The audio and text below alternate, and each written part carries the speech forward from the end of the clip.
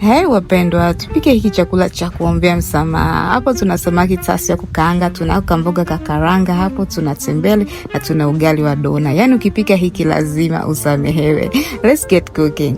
Vitunguu vikishakaangika utatia kitunguu saumu, utakaangia, utatia nyanya, utakaanga na zenyewe mpaka ziive, zitengeneze rojo, utaongeza tomato paste, utakaangia, alafu utatia maji kidogo liwe rojo, and then utatia sasa nyanya chungu, biringanya, bamia na hoho, utatia na curry powder na chumvi na maji, utachanganya, and then utafunika hivi na mvuke.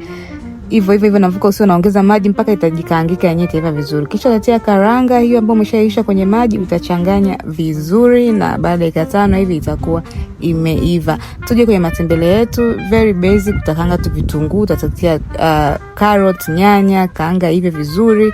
Mimi naongezeaga na paprika na pilipili mwendo kasi, alafu utatia tembele lako vizuri, utapika vizuri paka liive. Uongezee maji na utie na ndimu. Hapa sijaonyesha kati naweka ndimu, badileka ndimu ya kutosha, kama mnavyojua bila ndimu halinogi. Samaki ndo kama hivyo, nilimweka tu tangawizi, chumvi na ndimu basi, na nikaja kuserve kama hivyo unavyoona guys. It was very delicious. Bye bye.